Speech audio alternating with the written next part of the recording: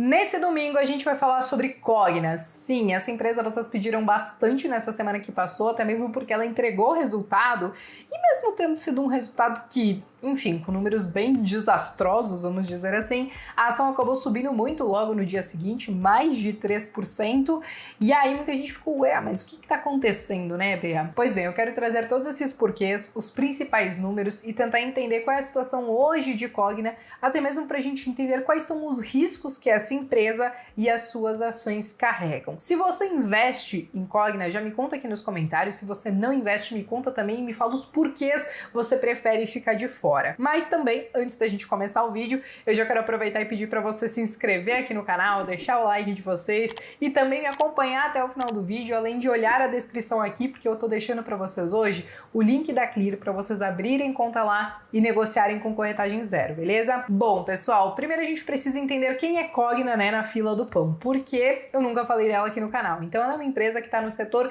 de educação. Alguns nomes que talvez soem um pouco mais familiares para vocês. Pode ser Kroton, pode ser Anhanguera, mas a gente também tem a Vasta e tem a Somos. São empresas que estão aí debaixo da asa da Cogna. Então ela basicamente trabalha nesse setor de educação.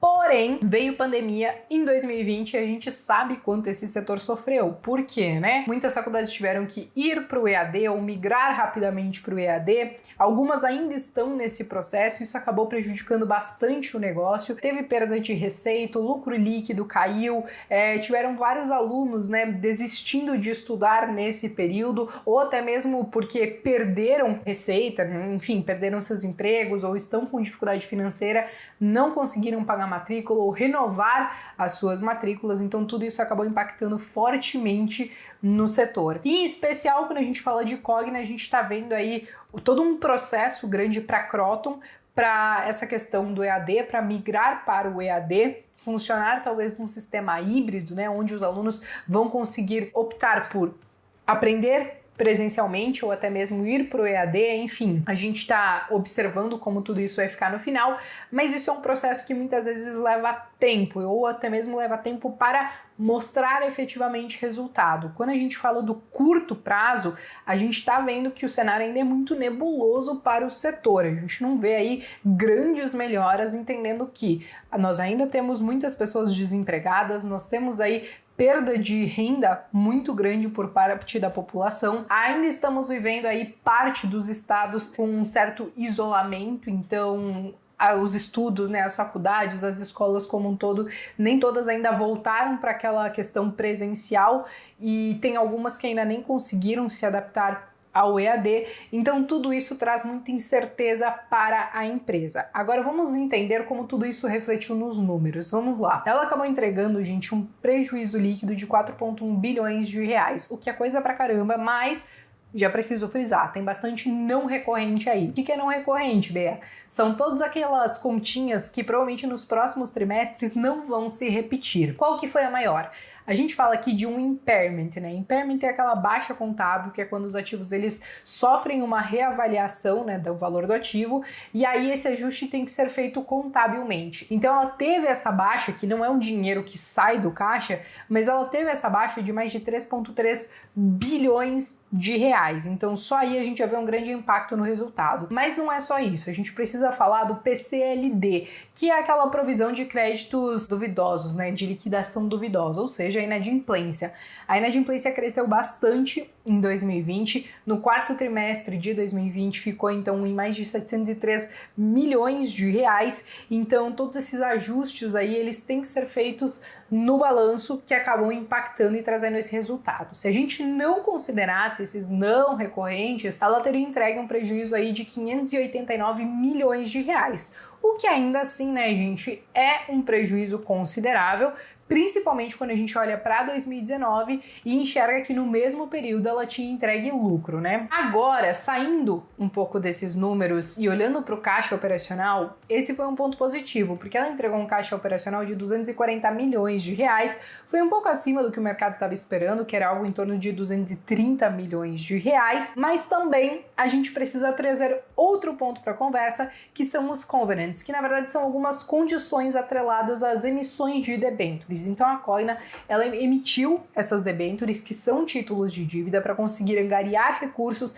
e colocar todos os projetos dela em ação para conseguir talvez dar essa virada que muitos investidores inclusive estão esperando, para que ela consiga fazer essa transição talvez de ir para o EAD, esperando um momento melhor também, talvez depois quando toda essa questão da pandemia passar, e aí ela finalmente voltar a entregar resultados positivos. Mas o que acontece? Existem essas condições atreladas às debêntures, e uma delas era que se a Cogna ela ficasse alavancada financeiramente mais de 3 vezes, ou seja, se a relação da dívida dela com a EBITDA ficasse em mais de 3 vezes, ela teria que liquidar automaticamente esses títulos, essas debêntures. E ela acabou ficando, então, alavancada depois desse resultado em 3,2 vezes, o que automaticamente faria com que ela tivesse que liquidar todos esses títulos. Ela disse que vai negociar com os investidores, até mesmo porque se os próprios investidores quisessem receber nesse exato momento, mesmo que fosse direito deles, eles sabem que nem todos talvez conseguiriam receber, e tudo isso poderia atrapalhar mais ainda todo esse projeto da empresa, que realmente é pensando no longo prazo, porque se a gente olhar para o curto, a gente sabe que o cenário ainda está bem desfavorável e está bem incerto. Então ela deve conseguir renegociar essas condições, mesmo que ela esteja alavancada financeiramente acima daquele limite que condicionava os títulos de debêntures. Agora, gente, mudando de saco para mala, porque a gente nem vai mudar tanto de assunto assim, eu trouxe todos esses números para vocês. Não adianta muito eu querer trazer todos aqueles indicadores da análise fundamentalista que eu sempre trago nos vídeos, porque quando a gente pega uma empresa que está dando prejuízo, a gente vai encontrar todos esses indicadores negativos. Eu acho que quando a gente olha um papel como Cogna, que como vocês podem ver nesse gráfico aqui, sofreu bastante aí nesses últimos meses, apesar de que, como vocês podem ver, logo depois do resultado subiu aí quase 4%, aí no fim das contas hoje que eu tô gravando já caiu aí mais de 3%,